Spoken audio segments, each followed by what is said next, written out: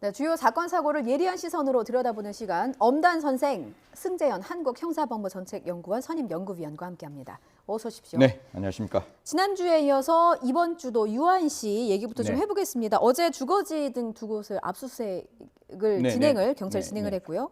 뭘 압수했는지는 밝히지는 않았습니다만 뭐 일단 경찰이 의도한 바가 있을 것 같아서 뭘 원한 겁니까? 원래 이제 실제 거주지와 그다음에 주소지 두 군데를 했고 제가 알기로는 뭐 한남동하고 이태원이라고 알고 있는데요. 예. 다들 시청자분들 아시겠지만 지금 이제 유아인 씨는 처음에 공항에 들어올 때 이게 뭐 압수영장에 의해서 압수를 했는 건지 아니면 직접 그 이미 제출을 했는 건지를 모르겠지만 예. 흔히 말해서 휴대폰을 제출을 했단 말이에요. 네. 그럼 휴대폰 안에 그 모든 내용들이 들어와 있을 거잖아요. 그럼 그 내용을 보고 추단할 수 있잖아. 이게 이렇게 됐고 이렇게 됐고 이렇게 됐고 이렇게 되었다. 그러면 현재 지금 이 사건을 결국 기소할 수밖에 없는 상황이 예. 되었고 뭐 모발에서는 그러니까 모발에까지는 뭐 우리가 흔히 말하는 대마 이외에 두 가지 뭐 이미 나왔으니까 다 말씀드리면 케타민하고 이제 코카인이 나왔다 이렇게 나오니까 사실 이게 피해자 신분으로 수사를 할 수밖에 없다. 그러면 첫 번째 경찰의 입장에 뭐가 가장 중요하겠어요? 증거? 그렇죠. 이 사건을 탄탄하게 가야 되고 형사 사건은 유죄 증거를 만들어야 되기 때문에 예. 기본적으로 어떤 거주지와 실거주지를 압수수색하는 것은 선택의 문제가 아닌 당위의 문제다. 분명히 포렌식을 통해서 나와 있던 그 정황을 가지고 현재의 어떤 숙소에 현재 지금 거주하고 있는 장소에 압수수색이 들어갔다 이런 말씀드리겠습니다. 그 압수수색을 한 거는 충분히 이제 예상 가능한 수순이었던 것 같고 시기가 좀 의문입니다. 네. 사실 이제 유아인 씨가 프로포폴을 상습 투약했다 이런 혐의가 알려진 게 한참 전이었고 네네. 그리고 다른 마약을 한 정황도 알려진 것도 이미 지난주였거든요. 그런데 왜 어제 압수수색을 진행을 했는가? 근데 사실 이게 그 마약이라는 게 증거를 찾는 게 중요한 거잖아요. 그렇죠. 사실 지금 이 사건을 제가 이제 수사를 하는 검사나 수사를 하는 수사부장의 입장에서는 예. 유아인 씨가 증거예요. 무슨 말인가 하면 모발에서 이미 그 얼마만큼 마약을 했고 어떤 종류의 마약을 했고 이미 그 마약 통합 그러니까 마약을 했다는 것 중에 프로포폴은 의료진의 기록에 다 나와 있는 상황이기 때문에 예. 유아인 씨가 이런 마약을 했다 안 했다는 과학적으로 이미 증명되어 있는 상황인데 문제는 예. 마약은 당사자의 문제가 아니고 그걸 어떻게 유통시켰느냐. 그리고 판매체, 공급체 다 있을 그렇죠. 거 아니에요. 그거를 이제 찾아야 되는 것이고 이거는 예. 저희가 뭐 마약 수사를 일반적으로 들여다볼 때 보는 것 중에 하나인데 거주지 압수수색이라는 건 두 가지겠죠. 그 예. 거주지에 혹시나 또 다른 마약이 있을 수 있다. 이거는 가정의 이야기를 드리는 겁니다. 그리고 거기서 만약에 압수를 했다면 그 마약의 양이 얼마가 되는지 혹시 연예인 중에 돈 스파이커 이것도 뭐 언론에 나왔기 때문에 실명을 거론하면 돈 스파이커 입장에서는 굉장히 큰 마약이 압수되어 있는 거잖아요. 예. 자기가 소비하고 그러니까 마약을 소비한다는 의미에서의 마약 투약 양과 그걸 다른 사람에게 전달한다는 마약의 양은 다른 거거든요. 그러면 그렇죠. 마약을 할 때 공급체가 되느냐 수요자가 되느냐는 완전히 다른 존재의 평면이 달라지는 형량도 수사가 달라지는 완전히 거고. 달라지는 예. 거기 때문에 그런 부분을 좀 들여다보지 않았을까 이렇게 말씀드리겠습니다. 그렇군요. 그럼 소환 조사는 이게 뭐 빠르다 늦다 이거를 제가 판단할 수 있는지 모르겠습니다만 사실 이제 피의자로 소환할 예정이다라고 기사를 나온 것도 한참 전이거든요. 네네. 근데 아마도 다음 주 중으로 소환 조사를 할 예정이다라는 기사가 나와 있어서 이미 모발에서 네 종류의 마약을 투약한 의혹이 있고 혐의가 있는데 왜 아직까지 피의자 조사를 하지 않는 것인가? 이 부분도 좀 의문입니다. 아까 제가 말씀드렸다시피 마약 수사를 할 때 특히 유명 연예인 같은 경우는 출국 금지는 되어 있을 거예요. 그리고 네. 아까 휴대폰은 이미 이제 압수되어 있는 상황이고 이 사건을 수사하는 담당자 입장에서는 기소를 해서 무엇을 받아내야 되겠어요? 유죄를 받아내야 되는 거잖아요. 그러면 성급하게 빨리 부르면 제가 답안지를 이렇게 보여주는 거예요. 예. 앵커하고 저하고 이렇게 뭐 우리가 뉴스를 할 때 질문지를 주잖아요. 그렇죠. 그럼 질문지를 보면 이런 질문을 하겠구나. 제가 예습을 하고 그 예습에 대해서 답변을 만들어 올 거잖아요. 예. 피해자 신문 조사를 받고 바로 구속영장 청구하지 않으면 그 피해자 신문 조서에서 이야기하는 질문이 사건과 관계되는 구체적인 내용을 당사자에게 알려줄 수 있는 거기 때문에 피신 조사 이게 현재 마약을 하는 상황에서 잡혔으면 이거 긴급 체포하고 구속했을 거예요. 예. 근데 이미 이 마약은 끝났는 적어도 유아인 씨의 입장에서는 끝났는 상황이라면 그 상황에서 유아인 씨에게 정답을 어떻게 가르쳐 줄 것이냐, 즉 피신 조서에서 어떻게 물을 것이냐는 경찰이 가지고 있는 수사의 역량이고 수사의 계획이라고 생각합니다. 그래서 지금 이제 유아인 씨를 부른다면 어떻게 보면 앞에 있는 물증을 다 확보한 상태에서 물어보는 거죠. 야, 모발에서 나왔는데 이거 어떻게 됐는 거야? 그리고 포렌식에서는 이런 내용이 있었는데 이 사람은 누구야? 그리고 너희 집에서는 이 정도의 뭐 다른 어떤 정황이 나왔는데 이건 뭐야? 이렇게 물어서 사실상 어떻게 보면 상선도 찾고 유아인시에 대한 기본적인 어떤 마약의 상습성, 투약량 이런 것들 다 찾아야 된다. 프로포폴은 나와 있는데 케타민하고 흔히 말해 스페셜 K라 그러거든요. 예. 그다음에 코카인은 어떤 형태의 유통이 되었는지 그리고 케타민이 의료 어떤 그 형태로서 진료용으로 갖는 건지 아니면 흔히 말해서 스페셜 K라는 거는 코카인하고 같이 이렇게 상용해서 쓰는 게 일반적인 어떤 마약 수법이거든요. 그래서 어떻게 되었는지 이게 외국에서 했는지 국내에서 했는지 이런 걸 좀 다 살펴보기 위해서는 경찰의 입장에서는 충분히 수사가 되고 조사가 된 다음에 피신 그래 불러서 피해자 신문 조사를 받는 게 맞다 이런 말씀도 함께 드리도록 하겠습니다. 위원님, 그 구속 요건을 보면 크게 세 가지가 있잖아요. 네. 뭐 사건의 중대성, 도주의 우려, 증거인멸 가능성, 뭐 이런 것들이 있는데 마약의 경우는 이제 그 뭐랄까요, 압수수색도 그렇고 피의자 조사도 그렇고 요 사이에 증거인멸할 가능성 같은 부분에 대해서는 좀 어떻게 보는지도 궁금해요. 뭐 아까 제가 말씀드렸다시피 유아인 씨는 증거인멸을 못해요. 이미 모발이 나왔고 그다음에 예. 진료 기록이 있고 이미 포렌식이 들어갔기 때문에 만약에 거주지에서 이거는 확인이 되지 않았습니다만 만약에 일정 부분에 좀 마약들이 발견이 된다면 이런 것들은 증거인멸할 수가 있는 거죠. 그렇죠. 그래서 이제 그 주지에 대해서 이제 들여다봤는데 아마 예. 그게 조사를 하다가 포렌식에서 휴대폰에서 굉장히 급했다면 그러니까 현실적으로 뭐 그런 문제가 지금 당장 발생할 수 있는 상황이었으면 압수수색이 조금 더 빨리 들어갈 수 있을 것 같은데 이거는 뭐 저희들이 맨날 이야기를 하지만 수사기관이 이런 말 하잖아요. 수사 중이기 때문에 정확한 이야기를 할 수 없습니다. 이게 피의사실 공표 때문에 사실 한 5년 전만 하더라도 이런 일 없었거든요. 이런 어떤 사건이 중대한 어떤 사건들은 국민들이 이 사건이 어떻게 일어났는지를 구체적으로 아는 게 범죄를 예방하는 데 훨씬 좋아서 이런 부분들이 기자분들한테 피해 사실이 아닌 범죄 사실에 대해서는 이야기를 했는데 예. 이게 다 닦이다 보니까 그런 부분이 있었고 저도 그 부분에 대해서는 뭐 전적으로 공감합니다. 예를 들어서 그 집에 굉장히 큰 마약이 있으면 영화 보면 예. 압수수색 빡 들어가면 어떻게 해요? 어디로 뛰어 들어가요?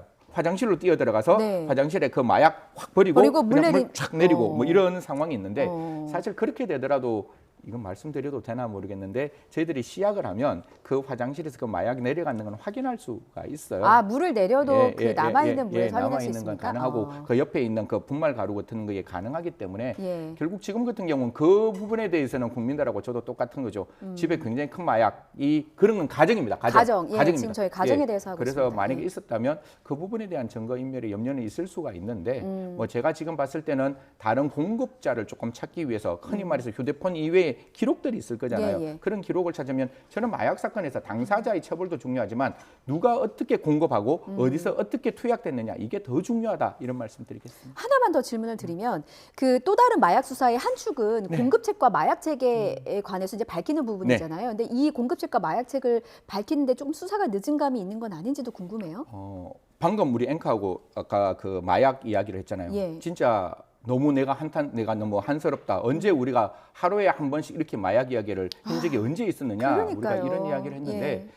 이게 공급책하고 그다음 판매책을 우리가 지금도 현재 우리의 휴대폰 안에는 오늘도 나와 있습니다. 제가 이 중학생 사건 때문에 한 10초만 저한테 시간을 주시면 예. 중학생이 호기심을 가졌다. 이 중학생에 대해서 우리가 치료하는 건 논외로 치더라도 우리가 이렇게 이야기하잖아요. 아이가 가장 안전한 곳은 우리 집이고 그렇죠. 그 집안에서 아이가 공부방은 더 안전해야 되는데 지금은 마약이 우리 집 대문 앞에 와 있는 게 아니라 우리 아이가 공부하는 공부방 앞에 와 있다는 거예요. 예. 그 아이가 휴대폰만 딱 열면 그 안에 수많은 마약이 들어와 있기 때문에 예. 제가 중요하게 생각하는 건 두 가지예요. 그렇게 인터넷에 팔고 있는 이거를 디지털로 어떻게 막을 거냐가 중요한 것이고 두 번째는 이 마약을 한번 하면 진짜 폐가망신하고 절대로 치료받지 않고는 절대로 끝낼 수 없는 정말 나쁜 마약이라는 걸 우리가 교육을 해줘야 되는데 그런 부분이 없다는 게 조금 예. 아쉽다. 그래서 판매책 지금도 있으니까요. 지금도 우리가 잡으면 된다. 유아인시 사건 하나뿐만 아니라 다른 사건에서도 똑같다라는 말씀드리겠습니다. 맞습니다.